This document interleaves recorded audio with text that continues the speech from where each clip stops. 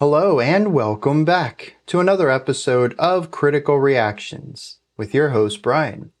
We're going to continue on with this week's theme of emotional resonance. The songs this week not just have an emotional component, but where the emotion is the key element to the song. It really is difficult to not feel the emotional element. Today we're going to be looking at some Radiohead. The song is called Pyramid Song. I don't know, I can't really glean much from that, so let's just dive in and see what Radiohead is bringing to the table today.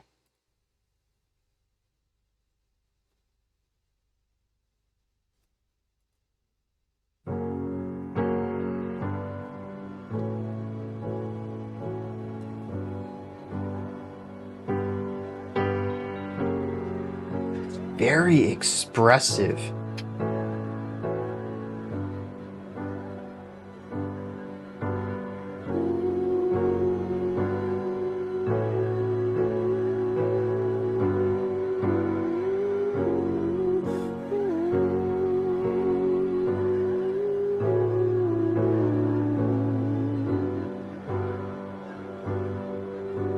Jumped in the river, what did I see?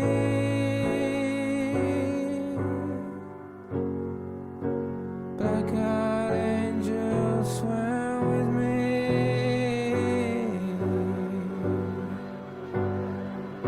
A moon full of stars and astral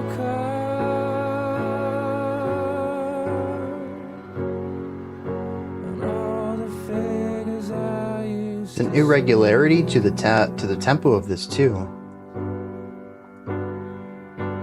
All my lovers were there with me.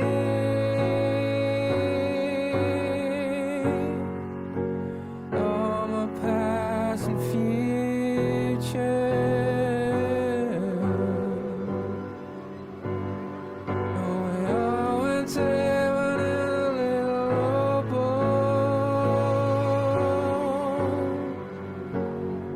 There was nothing to fear, nothing to die.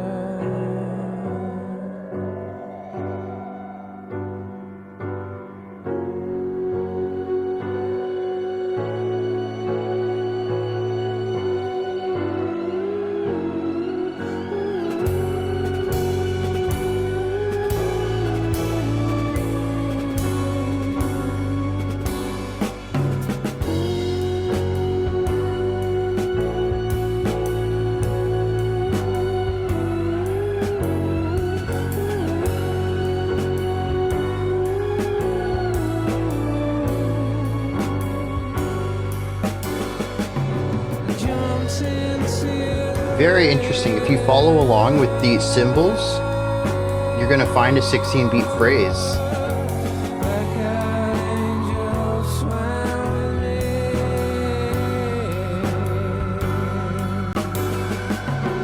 Moon full of stars and astral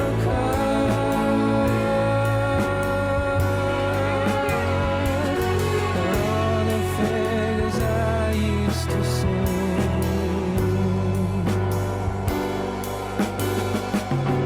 All my lovers were there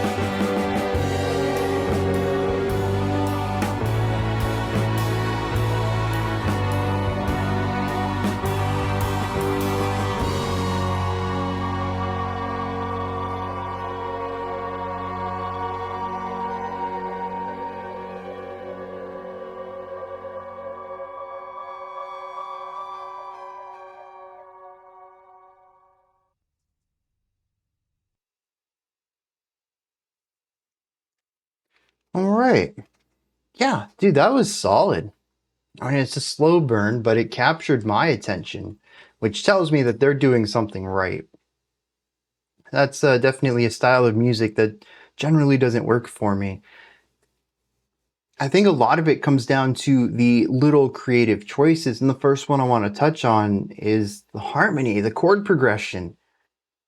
I think it was chord number 2 and certainly chord number 3, right at the beginning of the track. Just it grabbed my brain. It's like, hey, we're doing something a little different here. You're going to want to pay attention. The song is overall rather moody. I think there is a melancholic element to it, but there's also a level of ambivalence too. And I want to touch on some other things before I circle back to this feeling of malevolent ambivalence, which honestly doesn't really make a lot of sense when I say it out loud, but it is sort of what I feel is going on with this track. But we have these spicier chords, and one second. I want to make sure I come back to that malevolent ambivalence. The chords are a little spicier than expected. There's a little bit of some jazz expressionism in there. Not necessarily that it feels jazzy, but that jazz is just one of those genres that likes to play around with chordal voicings, and says, well, what if we take this chord and swap out this one note here, put another a note from a different chord in there? What is that going to sound like? It's going to be 75% the chord, but that little bit of spice is really going to change it. A little bit of extra flavor, a little bit of extra kick in there. And that's what these chords were. They were moody. Sure, right from the start, I could tell this was going to be a bit heavier and gloomier, but there's something else to it. A little bit of extra mystery to me. What's going on here? It isn't just like, hey, we picked some sad chords and threw them together. It's very easy to make a sad song. There are billions of songs that have come before you. Just pick one of them and follow the chord progression. There really isn't a lot of unique ways to build chord progressions anymore. Music has been around for so long. Pretty much every progression, especially when you're looking at shorter progressions like 4 or 8 chord progressions, they've been done by someone somewhere. The unique element is what you do with it and what you put on top of it. But they chose not to go that direction. They didn't go for just cookie cutter, more mournful, sad chords. They add a little bit of spice to it, a little bit of intrigue. There's darkness there, but apathy also, I think. It's really interesting because the other part to this that really stands out to me is the vocal work. There were some sections at the beginning of the song. I don't know if we can do like verse chorus on this. I'll check that out when we hit the lyrics. It felt very linear to me. Musically, cycle. We're just slow burn, right? Do the same thing over and over, slowly build things up on top of it. But lyrically, it felt linear. I didn't catch a repeated chorus or anything like that. No line that stuck out to me as, oh, I vaguely remember some syllables in that order. No, nothing like that. But the vocals, I did notice, are kind of low energy.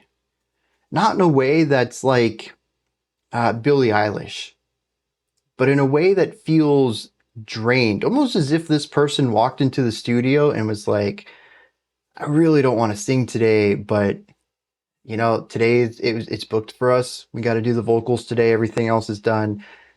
Let me just get through this. And it's like one of those, again, well, not again, but I'm not saying that this is what happened. This is probably all intentional and really well done, but it feels like those days when you go to work and put in below the bare minimum, just trying to get to the end of the day without, anyone noticing that your work output is not up to par with your usual days. You're just so drained. You can't do it, but you have to. The vocals are often really low. Very, very comfortable.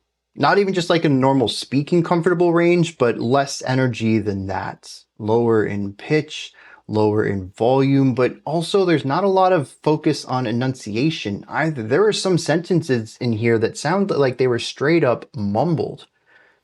Everything just kind of slurring together into a conglomeration of vocal sounds that didn't really sound like words to me. This absolutely sells this feeling of intense emotional weight, of this sorrow, this melancholy, absolutely draining the energy out of the vocalist. Part of me wants to read that apathy through the lens of the vocals. But I don't really think that the vocals are apathetic. They're drained. Sure.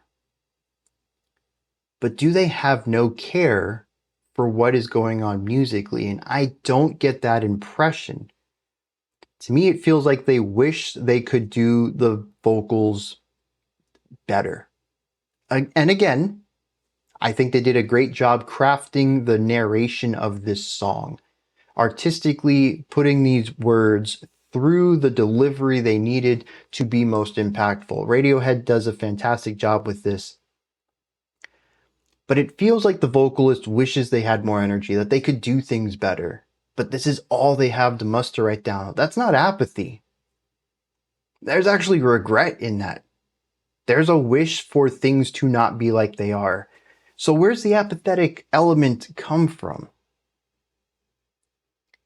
Honestly, I think the song is the atmosphere. Whatever this song is about, it's larger than the vocalist. The vocalist, normally I would call them, a narrator, possibly. But in this case, they feel like a character. A narrator wouldn't be as drained as this. They're an omniscient element of a story.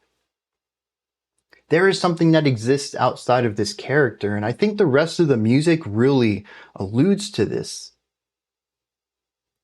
Eventually, we bring in some violins. We bring in some synths, maybe. All I remember is these really long, dark tones, setting up an atmosphere outside of the guitar and the drums. And this came in towards the end of the track. We were probably about 2.5 or 3 minutes into this, maybe 3.5, when these extra parts came in. It really is the final bits of layer. It brings in the warmth and the depth and the darkness. It is both the timbre of these instruments, but also the pitches chosen, which I think at this point were some of the lowest played. This is where the song begins to push towards an animosity. At one point, it did feel apathetic, but now it almost feels upset. Maybe not personally upset. Maybe it's not directed at anyone in particular. Maybe the song isn't upset with the vocalist, with the character here, but they are becoming agitated. There is an animosity to it. And it rises and grows towards the end of the track as we get more layers. There is no bright, cheery end to the end of this. There is no optimism. There is no push towards a balanced resolution. The song continues to grow with weight and darkness until it ends.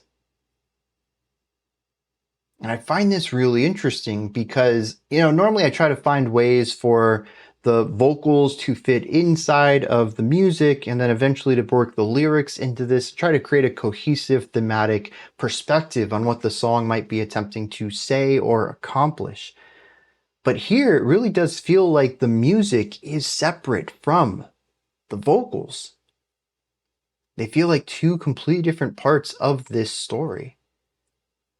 And usually I talk about the music feeling antagonistic to me, but I really think the music is antagonistic to the vocalist here.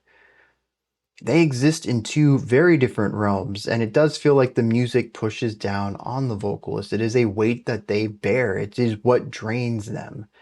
As the song gets more intense, the vocals they don't rise with that energy. They don't work together to create an impactful finale. The vocals almost feel as if they get swallowed up by the music and then they're gone. We end the track on a short little instrumental bit.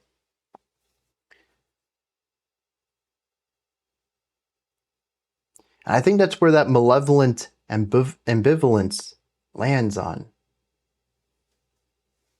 It was apathetic at the beginning. The music, the atmosphere, it didn't really care. Eventually, though, it grows into something a bit more antagonistic, a bit more, again, directed and angry. It's still too big to really care, but it does feel annoyed by presumably this character, this vocalist in the mix. And that's pretty much the entire song. The only other thing I can touch on, I think, that has any sort of technical element to it is the rhythmic pacing of this, which at the beginning I had a really tough time locking down a time signature, because if you follow the beat of our chords, they just get delayed. You'll follow like 2 or 3 beats and then it just doesn't come on time. It's just behind it. The vocals follow along though. Eventually, though, we get the drums, and if you listen to the hi-hat, you get 16 beats. That's 4 bars of 4 beats. That is a typical 4-bar phrase in the time signature of 4/4. Very standard, and yet it feels disjointed. And then you end up with the polyrhythm between what the piano's doing and what the drums are doing. The syncopations and counter rhythms that come through that. Right from the start, there is obfuscation of information. It's difficult to grasp the time signature, and what we are given is a secondary rhythmic element, one that pushes against the core pulse of the time signature. We get that before we get the pulse, and that makes it even more difficult because when the drum beat comes in, we assume that that is the secondary element. We try to figure out how that fits with the odd piano part that we didn't really, well, at least I didn't figure out on the first time through. And it took me a second to say, well, what if it's the inverse? What if we got the syncopation first and now we're getting the backbeat? The core pulse of this. And that's when I realized, oh, dude, the drums are in 4/4. They're locking it down. This is the core pulse of the song. The other thing that we got first, that's the oddity. So we're hiding information and then presenting new information in ways that it's confusing to begin with. And then from there, we just continue to push the song into more antagonistic directions. All while the vocalist feels totally overwhelmed at every point. It's a wild ride. And I think all of these questions, what's going on with the harmony? What's going on with the rhythm? Why is the vocalist this way? It's a very charismatic, well, maybe not charismatic. It's an engaging theatric performance from the vocalist. And all of it just, triggers all the synapses in my mind. I'm engaged in this, not because of the slow burn, not because it's building into anything, but sort of like a good thriller film. It's presenting questions at the beginning, and I'm really curious to see how they get answered. I'm kind of curious if anybody else listened to the song in the same way, or if I'm just kind of a weirdo in that manner. Everyone else was like, I just enjoyed the ride. Let me hit some lyrics on this. Well, and then we're going to wrap this one up. Now, I'm not entirely sure what's going on here. It's visually evocative, but it feels ambiguous, too ambiguous for the music. And maybe I'm supposed to hear the music and assume that that's the thematic resonance of the lyrics. And instead of an ambiguous set, I should assume that they are pushing towards a darker sounds. But it's just a verse and a refrain. The 2 verses are identical. The verse says, I jumped in the river, and what did I see? Black-eyed angels swam with me, a moon full of stars and astral cars and all the figures I used to see. All my lovers were there with me, all my pasts and futures, and we all went to heaven in a little rowboat. There was nothing to fear and nothing to doubt. That's it.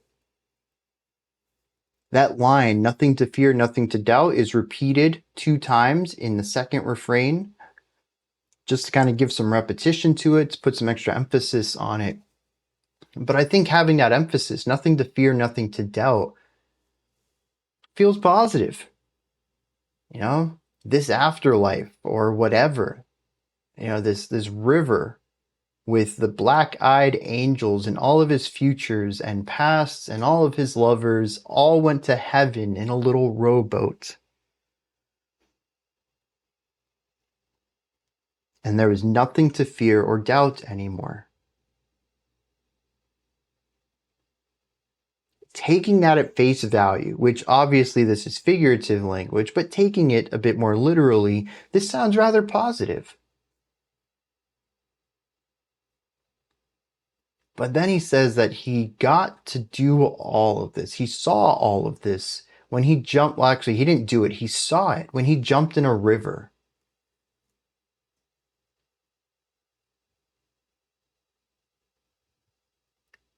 And that is so vague.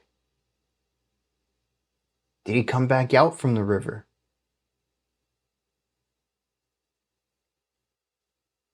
Oh, okay. There is one change in the second verse.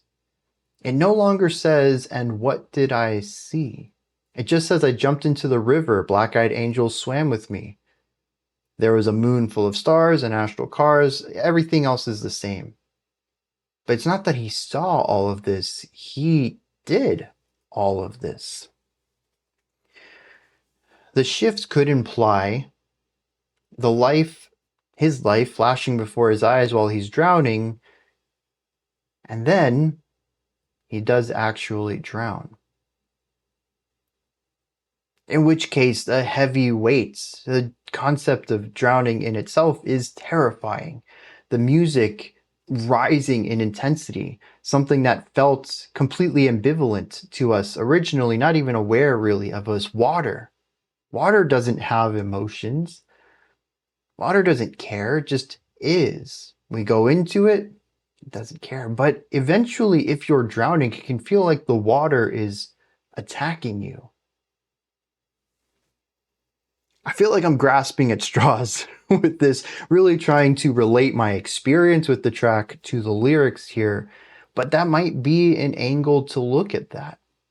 I'm curious if there's more context to this, liner notes, or maybe it's part of a conceptual part of the album, or maybe the entire album is conceptual. There's just more story to this somewhere else outside of this song. Because otherwise, it's just a bit too vague. I think it can really be taken in a few different directions based on what you're putting into the music and what you want to take out of it. And I think that's going to wrap up my analysis here then.